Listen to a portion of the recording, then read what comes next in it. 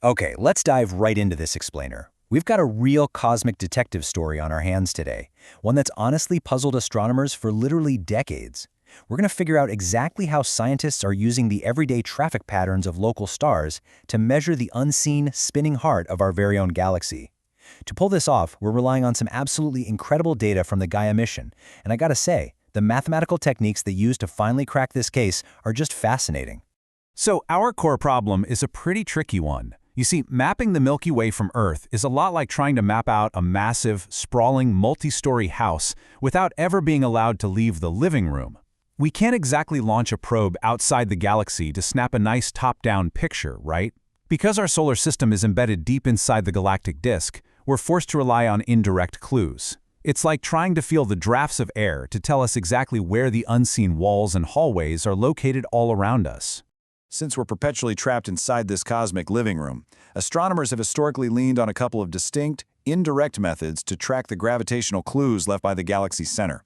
One big method is looking at how gas flows near the inner galaxy.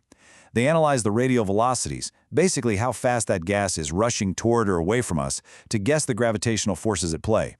But the other method, and really the one we're focusing on today, is tracking the kinematics, or the complex movements of stars right here in our own solar neighborhood.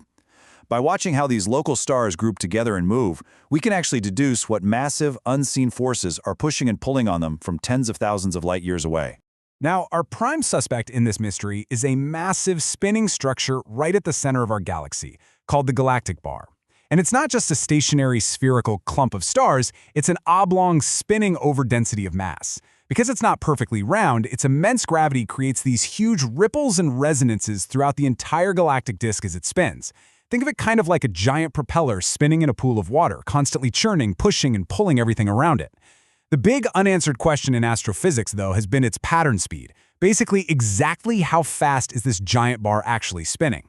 Well, for years, the scientific community has been completely split down the middle between two competing models. First up, we have the fast bar model.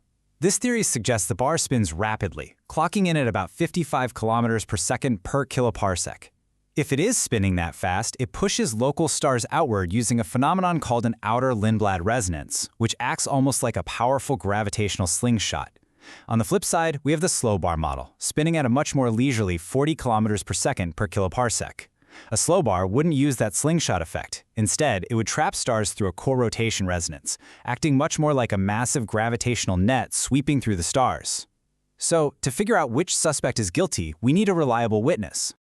To find our smoking gun and finally settle this debate, we need to track a very specific stream of stars in our local solar neighborhood. Enter our key witness, the Hercules moving group.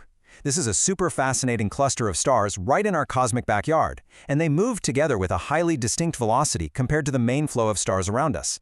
Because their unique movement is dictated entirely by the gravitational rhythm of the galactic bar, observing exactly how this Hercules group behaves is going to tell us once and for all whether they're being violently pushed by a fast bar or gently trapped by a slow one. Getting that crucial testimony isn't exactly a walk in the park, though.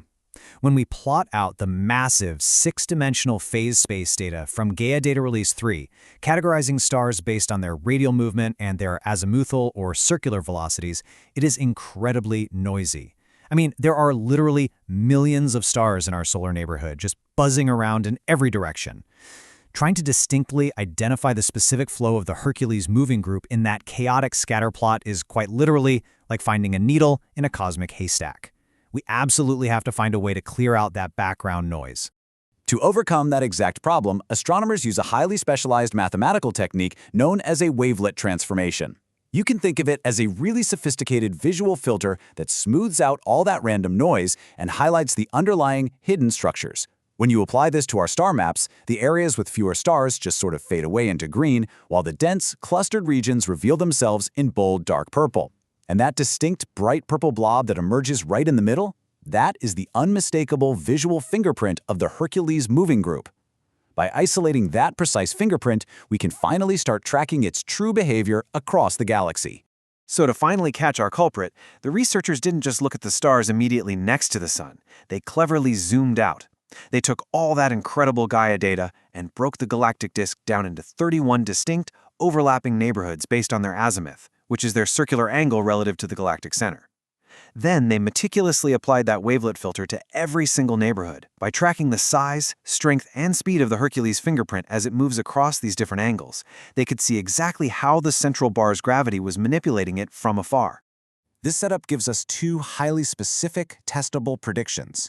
If the fastbar model is right and Hercules is formed by that outer Lindblad resonant slimshot, then the group's strength should remain pretty constant no matter which angle we look at. It really shouldn't change much as we scan around the galaxy. But if the slow bar model is correct and Hercules is trapped by co-rotation resonance, the physics demand that these stars orbit specific gravitational sweet spots called Lagrange points. That means as we look closer to the bar's minor axis where these sweet spots live, the Hercules group should get significantly thicker, denser, and faster. Now let's get to the actual hard evidence. As we juxtapose the fingerprints pulled directly from the study's results, we can visually prove that the fastbar prediction is totally wrong. The Hercules group does not stay constant at all. Depending on where you look in the galaxy, that purple overdensity of Hercules shifts, grows, and merges dramatically.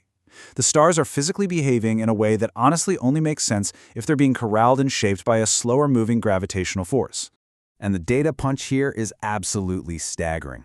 When astronomers look toward the bar's minor axis, which, remember, is the exact place where a slow bar would trap stars in those Lagrange sweet spots, the fraction of local stars caught in the Hercules group jumped massively to 35.7%. To put that in perspective, it was just 15% when looking in the opposite direction. The stars are piling up exactly where the slow bar model predicted they would. It gives us our clearest, most undeniable signal yet. The researchers themselves put it pretty definitively in their paper. They state that this observed behavior is in direct agreement with the theoretical predictions of a low pattern speed bar model. Basically, what that means is Hercules is formed by the co-rotation resonance with stars physically orbiting the bar's L4 and L5 Lagrange points. This right here is the ultimate smoking gun. The stars are clearly getting caught up, just sweeping along in the invisible gravitational eddies created by a slow spinning bar at the heart of our Milky Way. So, what's the big takeaway from all this? Well, our decades-long mystery is definitively solved. The final verdict is in. The Milky Way's heart is, without a doubt, a slow-spinning bar, rotating at roughly 40 kilometers per second per kiloparsec. The Hercules moving group isn't just some random stream of passing stars. It's a direct consequence of co-rotation resonance, with stars literally surfing the gravitational waves at the bar's Lagrange points. And perhaps the coolest part is that this entire cosmic investigation just highlights the unprecedented power of the Gaia DR3 data. It finally allowed us to perfectly match theoretical physics with the actual mapped reality of our galactic home. But hey, science never really stops, does it? The data we looked at today only spanned a somewhat limited slice of our galaxy. With even fainter stars, further distances, and much deeper views coming in the highly anticipated next data release, Gaia DR4, we're going to be able to look even further along the azimuth. And it leaves us with a deeply provocative thought. If we can deduce the unseen, spinning heart of our galaxy just from the local traffic of stars in our own neighborhood, what other massive hidden structures in the Milky Way are out there right now, just waiting for us to find their fingerprints? Thanks for joining me on this explainer, and as always, keep your eyes on the stars.